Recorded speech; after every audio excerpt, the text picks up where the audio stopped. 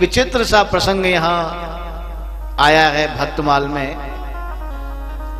चोरी करना अच्छी बात नहीं है, ये आप सभी जानते हैं कि चोरी करना ठीक नहीं, लेकिन यहां चोरी करके भी साधु सेवा की जा रही है। ऐसे श्री हरिपाल सुंदर प्रसंग वर्णन किया गया है। ये जो ब्राह्मण थे ये बहुत सिद्धांती थे, बड़े विद्वान थे, योग्य थे।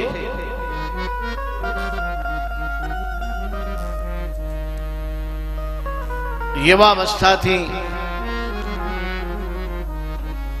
संस्कारवान थे और घर से बड़े संपन्न थे। धन का कोई अभाव नहीं था, बड़े घर के थे, पैसे वाले थे, विद्वान भी थे। सरस्वती कृपा थी और लक्ष्मी की कृपा थी, दोनों ही कृपा इन पर थी। इनका संबंध की चर्चा हुई तो जिनके साथ संबंध होने वाला था उस कन्या ने कहा, मैं संबंध तो इनसे कर लूंगी, लेकिन एक ही शर्त पर संबंध करूंगी। बोली क्या? बोले 1000 साधुओं को रोज भोजन कराएंगे तो मैं इनके साथ संबंध कर लूंगी। तो कहा, बोले भाई एक बार तो भोजन 1000 को करा दें जैसे तैसे, लेकिन 1000 साधुओं को रोज भोजन कराना ये तो बड़ी बात है। ब्राह्मण ने विचार किया, विद्यावान थे, योग्य थे, चलो कोई ऐसी कन्या भी तो है जो आज ये भावना रखती है कि 1000 साधुओं को भोजन कराने की भावना इनके मन में है। सोचा चलो धन की तो कोई कमी नहीं, लक्ष्मी की कृपा है, इनकी भावना की पूर्ति करनी की जानी चाहिए, जरूर करेंगे इनकी भावना की पूर्ति। कहा, बोले हाँ हम तुमसे संबंध करेंगे और जो तुम्हारी भावना है साधुओं की सेवा करने की उसको अवश्य हम पूर्ति करेंगे। विवाह हो गया, विवाह हो गया, घर में आई। बड़े भाव से ये लोग संतों की सेवा करते हैं, 1000 संतों को रोज भोजन कराते हैं। अब देखिए घर में खूब संपन्नता है, पहले से बहुत धन है, बड़े आनंद से साधु सेवा करा रहे हैं, लेकिन आदमी खर्च ही करता जाए और कमाई करे नहीं, फिर तो कुबेर का भंडार भी समाप्त हो जाता है महाराज। सामान्य आदमी की तो बात ही क्या है। अब ये इतने खिलाने पिलाने में मस्त हो गए, कमाई कुछ नहीं करते, केवल साधु सेवा करते हैं। अब घर में जो भी धन, जो संपत्ति थी वो सब खर्च कर डाली, रोज साधुओं की सेवा करते हैं, मन में बड़ा आनंद है। अब सब जब धन समाप्त हो जाता है नगद, तब व्यक्ति सोना चांदी का प्रयोग करता है, सोना चांदी बेचना प्रारंभ कर दिया। सोना चांदी बेच के भी ये निरंतर साधुओं की सेवा करते हैं। अब जब सोचा सब बिछड़ी आ जाए तो पत्नी के पास भी कुछ गहना होता है थोड़ा बहुत। कहा तुम्हारे पास क्या है? बोले केवल ये मंगलसूत्र है, मंगलसूत्र, और तो मेरे पास सब कुछ बचा नहीं है, लेकिन मैं इसकी परवाह नहीं करती। अगर इस मंगलसूत्र को बेच के भी एक दिन की साधु की सेवा होती हो तो ये मंगलसूत्र भी आप ले जाइए।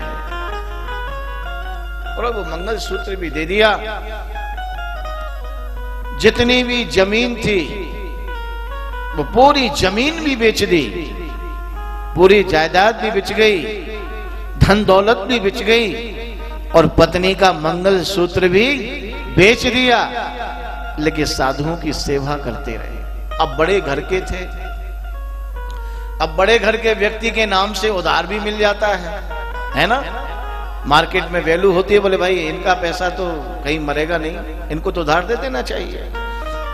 तो काफी समय तक अब ये उधार लेके आते रहे और खूब उधार लाते हैं और साधुओं को खिलाते हैं। कोई बुरा काम थोड़ी कर रहे हैं उधार लाके। भाई कोई गलत काम तो नहीं कर रहे, हम तो साधु को खिला रहे हैं। अब बताइए, जहां साधु खाते हैं तो केवल साधु तो आते नहीं भोजन करने, वहां तो ब्राह्मण भी आ जाते हैं। ब्राह्मण भी आते हैं तो फिर लगता है कि कहीं आसपास गैया भी आ जाती है। अब जहां 1000 साधु आते हैं वहां 1000 गिनती से तो नहीं आते, वहां तो निश्चित कभी 1200 हो जाते हैं, कभी 1500 हो जाए, कभी 2000 हो जाए। आप वृंदावन में देखो, आप जितने का भोजन बनाओ उससे दोगुने साधु वैसे ही चले आते हैं। ये व्यवस्था पहले से बना के रखनी पड़ती है। बोले भैया वृंदावन में अगर तुम कुछ कर रहे हो तो दोगुने की व्यवस्था रखो। यहाँ बिना बुलाए साधु महात्मा आ ही जाते हैं, तो इतने साधु महात्मा आने लग गए। अब ये कर्ज कर करके लाते हैं और खूब खिला रहे हैं, लेकिन लौटाने का नाम नहीं लेते। तो उनने भी मना कर दिया, बोले इनकी तो शाख बिगड़ गई, इनके पास लगता है कुछ भी नहीं है, ये हमसे ले जाते हैं लेकिन कभी इन्होंने लौटा के हमको धन नहीं दिया। अब विचार किया कि अब तो मार्केट से भी कुछ नहीं मिल रहा है, बाजार से भी मिल नहीं रहा है, अब कैसे साधुओं की सेवा हो, संतों की सेवा हो। इनके मन में विचार था कि ऐसे व्यक्ति के यहां चोरी करनी चाहिए जिसके धन का सदुपयोग नहीं होता हो, जो साधुओं की सेवा करता हो, जो वैष्णवों की सेवा करता हो, जो गैयाओं की सेवा करता हो, जो ब्राह्मणों की सेवा करता हो, जो सत्कर्म में धन खर्च करता हो, उसके यहां चोरी करने नहीं जाएंगे। जिसका सत्कर्म में धन खर्च नहीं होता हो उसके घर हम चोरी करने के लिए जाएंगे। भावना ये कि संतों को खिलाना है, ये वचन दिया है कि जब तक जीवन रहेगा तब तक संतों को खिलाएंगे, साधुओं की ब्राह्मणों की सेवा करेंगे। आज ये रात्रि के समय में गए। अब शरीर भी इनका साहब कोई सामान्य नहीं था, हट्टा कट्टा शरीर, बलिष्ठ थे शरीर से, खूब बलिष्ठ, खूब शक्तिशाली। गए, करीब रात्रि के 2 बज रहे थे। 2 बजे रात्रि में बनिया का गोदाम नीचे, ऊपर वो परिवार रहता था।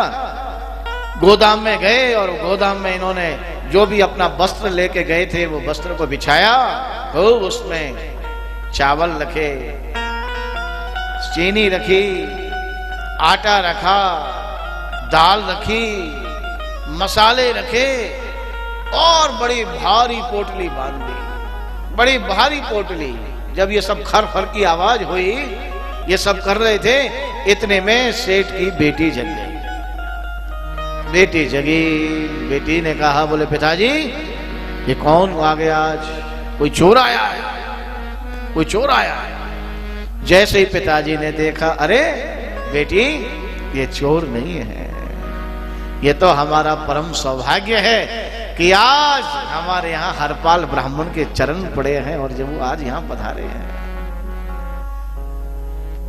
ये तो बड़ी कृपा है आज हमारे ऊपर।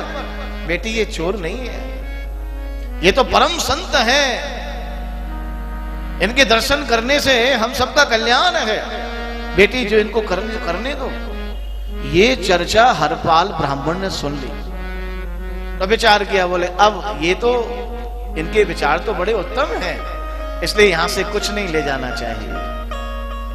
ओ सब वहां की वहीं छोड़ दिया। भाई जिनके मन में ये भावना है कि ये इतने संतों की सेवा करते हैं, वैष्णवों की सेवा करते हैं, ये भावना पहले से इनके मन में, तो ये तो साधु महात्मा की सेवा करते ही होंगे बेचारे, गायों की सेवा करते होंगे, विप्रों की सेवा करते होंगे, इसलिए इनके यहां से कुछ नहीं।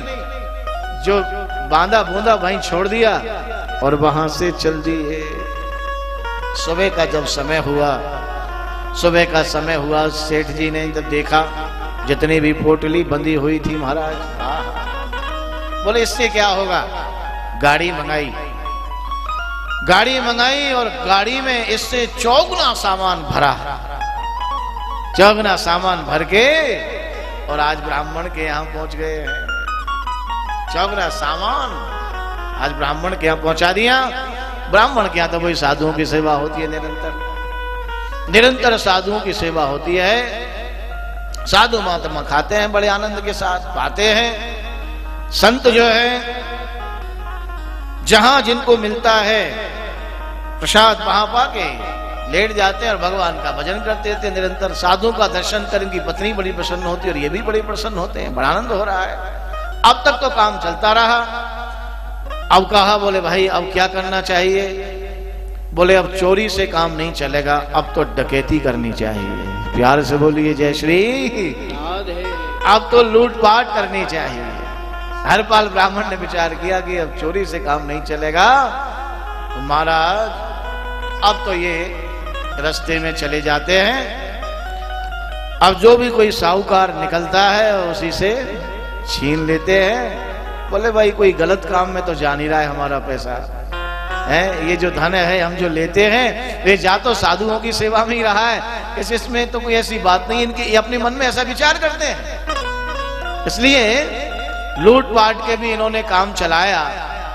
एक दिन हमारे द्वारकाधीश के मन में विचार आया, ये मेरा भक्त देखो संतों की कितनी बड़ी सेवा करता है, इसको कितना परिश्रम करना पड़ता है, सुबह का आता है, दिन भर खड़ा रहता है, किसी दिन कोई मार्ग से निकलता है, किसी दिन नहीं निकलता है, कोई कुछ लेके निकलता है, किसी दिन खाली हाथी कोई निकल के चला जाता है, ये उदास हो जाता है, संतों की सेवा नहीं हो पाती है, तो क्या? बोले आज हमको ही चलना चाहिए। और आज क्या किया? बोले चलें। जैसे चलने की तैयारी करने लगे सो रुक्मिणी जी ने टोक दिया। बोले जी कहां जा रहे हो? डांट कर कहा, बोले तुमको अभी तक समझ नहीं आई, मैं जब निकलता हूं तभी तुम टोकती हो कहां जा रहे हो, ये कोई अच्छी बात है? अरे कहीं जाते समय तो टोकना नहीं चाहिए, लेकिन मैं जब निकलता हूं तभी टोकती हो। अरे नहीं बताइए तो सही कहां जा रहे हैं? और आज हम एक भक्त का दर्शन करने के लिए जा रहे हैं। तो दर्शन करने के लिए? दर्शन करने के लिए जा रहे हैं? मैंने तो सुना है कि आप दर्शन देने के लिए जाते हैं, आज दर्शन करने के लिए जा रहे हैं? बोले हाँ आज तो मैं दर्शन करने के लिए जा रहा हूं। अच्छा ऐसा कौन बड़ा श्रेष्ठ है जिसका आप दर्शन करने के लिए जा रहे हैं? तो ये तो चलो मुझे भी देखना चाहिए। तो बोले आप अकेले जाएंगे क्या दर्शन करने के लिए? चलो साथ में हमको भी लेके चलो, हम भी दर्शन करने चलते हैं। तो बोले दर्शन करने भक्त के लिए ऐसे नहीं चलेंगे, बड़ा सज धज के चलेंगे। बोले कैसे? बोले मैं मारवाड़ी सेठ बन जाता हूं और तुम मारवाड़ी सेठानी बन जाओ। हाँ मारवाड़ी सेठ बन जाओ और तुम मारवाड़ी सेठानी बन जाओ। अब मारवाड़ी सेठानी से कहा जाए कि जैसे कहीं फंक्शन में जाना है, कहीं शादी वादी में जाना है और पति कहे कि बढ़िया तैयार हो जाओ, आए फिर देखो गहने कैसे कैसे निकलते हैं, बढ़िया से बढ़िया गहने। आज ठाकुर जी ने भी कहा अच्छे सज धज के चलो, हमको बड़ी प्रसन्नता होगी, जितना गहना अच्छे से अच्छा हो वो सब तुम धारण करके चलो और हमको अतिशय प्रसन्नता होगी, बड़ा आनंद होगा। बोले अच्छा।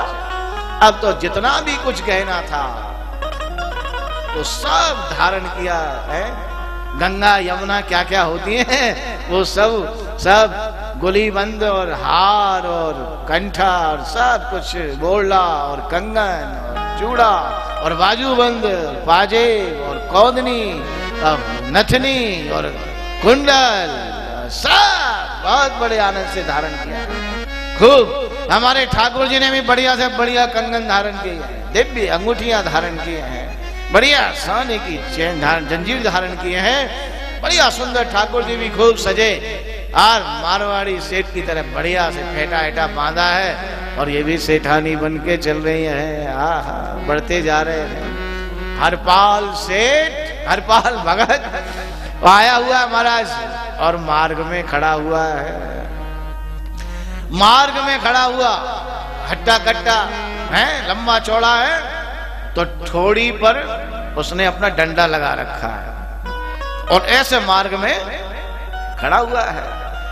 इधर से ये छम छम छम की जब आवाज आई तो हरपाल ने देखा कोई आ गया, कोई आया है, छम छम की आवाज आ रही है। तो वहां हरपाल जी खड़े हुए हैं और ये वहां पहुंचे, देखा, देख के हरपाल तो बड़ा खुश हुआ, बोले वाह आज तो मारवाड़ी सेठ और सेठानी कहीं तक आए गए महाराज, आज तो बढ़िया काम बनेगा,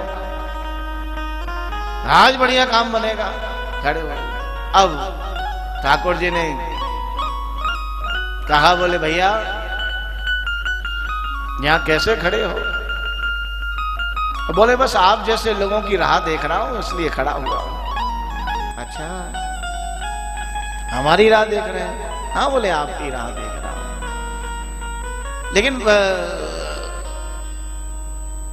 आप चाहते क्या हैं बताइए, मैं आपकी क्या सेवा कर सकता हूं? हरपाल ने कहा आप बताओ मैं आपकी कहाँ सेवा कर सकूं।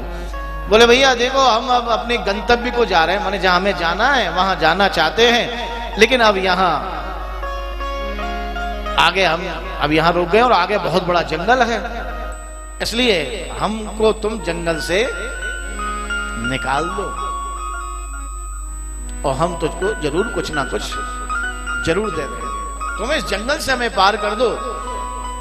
अच्छा तो बोले पहले कुछ देना चाहिए तभी मैं कुछ काम करता हूं, क्योंकि उनको चिंता थी कि उनके यहाँ साधु बैठे हुए हैं। और आज हमारे ठाकुर जी ने हमेल धारण कर रखी, हमेल है ना, हमेल पहनती थी माताएं पहले, आज का तो नाम ही नहीं जानते।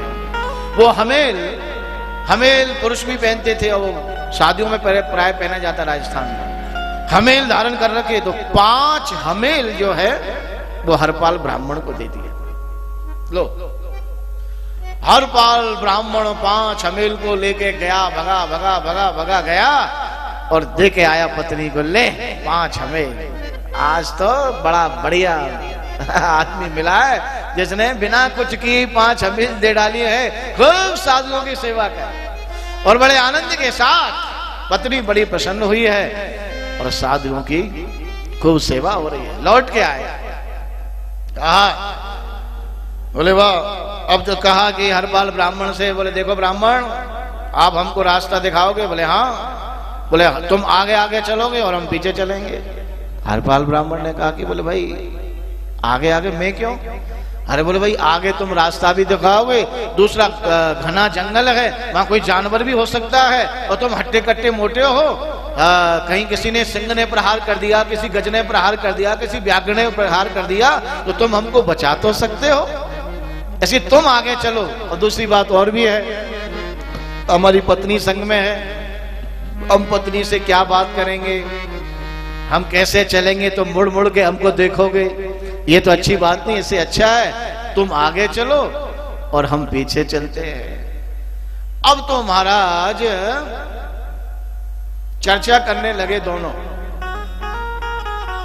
हमारे ठाकुर जी और रुक्मिणी। ठाकुर जी कहने लगे देखो अब 5 करोड़ रुपए अपने को उधर दान में देना है, 10 करोड़ का उस खजाने में हमको कुछ डालना है, 20 करोड़ हमें वहां यज्ञ आदि कराने में देना है। हरपाल ये बात सुन रहा था, बोले है तो बड़ा पैसे वाला आदमी, 10 करोड़ की बात, 20 करोड़ की बात, 5 करोड़ की बात, दान, ये तो बड़ी बड़ी बात करते हैं कि इधर देना देना वहां देना। रुक्मिणी जी कह रही है हाँ आप बात तो ज्यादा करते पर दान बहुत कम करते हैं, हाँ ज्यादा केवल बात ही करते हैं, दान नहीं करते हैं, इसलिए दान करना चाहिए। अब ये तो खुद भगवान अपने आप को थोड़ा सा संकीर्ण विचारों का दिखाना चाहते हैं कि बड़े लोभी हैं, जैसे दान पुण्य नहीं करते हैं, ये तो केवल सांसारिक व्यापार की बात करते हैं। लेकिन रुक्मिणी जी कह रही है बोले नहीं, आपको खूब दान पुण्य करना चाहिए। ये चर्चा सुनने हरपाल ब्राह्मण बड़ा अंदर अंदर प्रसन्न हो रहा है, बोले वाह आज तो बड़े धनवान लोग हमको मिल गए। ये तो वैसे ही बड़े धनवान लगते हैं, लेकिन लगता है ये जो चल रहे हैं सीढ़ी थोड़े कृपण लगते हैं, सेठानी तो पैसे खूब उधार लगती है। जब गए और बीच घनघोर जंगल में गए, मैं कह खड़े रह जाओ, खड़े कर दिया। जब खड़े कर दिया अपना चद्दर बिछा दिया, कहने लगे प्रभु, बोले जे का कर रहे हो भैया? बोले आपने पूछा ना कि कोई हरपाल नाम का यहाँ डकैत रहता है, वो कोई और नहीं है, वो मैं ही हूं। रुक्मिणी जी के तो कान खड़े हो गए, बोले जे कहां फंस गए। अब तो कहा रखो जो भी, भगवान ने तो सटासट उतारा, उतार उतार के सब रख दिया। 2 रुक्मिणी जी खड़ी थी, अब रुक्मिणी खड़ी तो ये हरपाल क्या करता है, 2 डंडा इधर मार रहा है, 2 डंडा इधर मार रहा है, 2 डंडा आगे मार रहा है, 2 डंडा पीछे मार रहा है, जमीन पे मार रहा है बार बार। बोले निकालो निकालो। अब ये रुक्मिणी जी डर रही हैं, ठाकुर जी कांपने लग गए, थर थर कांपने लग गए। बोले भाई ये कौन है? रुक्मिणी विचार करती हैं, हिरण्यकश्यपु को मारा तब ये नहीं कपे, हिरण्याक्ष को मारा तब ये नहीं कपे, रावण कुंभकर्ण को मारा तब नहीं कपे, कंस को मारा तब नहीं कपे, ये कौन है जिसके सामने ये कांप रहे हैं, थर थर कांप रहे हैं। रुक्मिणी जी से कहा, बोले मुझे इससे बहुत डर लग रहा है, तुम्हारे पास जो भी कुछ हो जल्दी से जल्दी दो, हाँ जल्दी से जल्दी निकालो। रुक्मिणी जी विचार करती, अरे मैंने इतना अपना गहना बड़े भाव से बनवाया, आज आपने पहनवाया, क्या इसलिए पहनवाया? ओहो अब तो धड़कन बढ़ने लग गई, लेकिन करें क्या, वो इधर डंडा जमीन में मार रहा है, कभी डंडा जमीन में मार रहा है। रुक्मिणी जी घबरा रही है, परेशान हो रही है। लिया सब गहना रख दिया, स्त्री का गहना चला जाए, राम राम। फिर तो गहना, फिर तो सहन करना है, बड़ा मुश्किल हो जाता है। तब कहा, बोले कोई बात नहीं, तुम तो चिंता मत करो, आगे तुम्हें गहने और बनवा देंगे, आज तो जो है सो दो, प्राणों की रक्षा करानी है ना, ये जो देना है सो दो, तुम्हें गहने और बनवा देंगे, आगे क्यों चिंता करती। रुक्मिणी जी की एक कनिष्ठ का अंगुली में एक हीरे की अंगूठी रह गई। अब वो अंगूठी को नहीं उतारना, ये बड़ी कीमती। हरपाल ने कहा, अरे उतारिए, उतार रही है नहीं उतार रही हैं आप? अरे बोले भैया जाए तो छोड़ दे ने। बोले नहीं नहीं, ये तो बड़ी कीमती है, यहाँ से तो मेरे साधु महात्माओं को बहुत दिनों को भोजन चलेगा, या तो जरूर दो। अब ये संकोच करें, बोले आप नहीं देंगी तो मैं उंगली मरोड़ के ले लूंगा। हाँ ऐसा उंगली करने लगा, ऐसे निकाल लूंगा उंगली मरोड़ के, दे दो या तो। अब तो लगा रुक्मिणी जी को क्रोध नहीं आ जाती। उन्होंने जब ऐसे कहा कि उंगली में से अंगूठी तो उतार दी, लेकिन कहीं क्रोधित ना हो जाए, द्वारकाधीश ने विचार किया कहीं इसको शाप ना दे दे। सोई मेरे प्रभु सेठ में से चतुर्भुज रूप धारण करके द्वारकाधीश बन गए। द्वारकाधीश भगवान की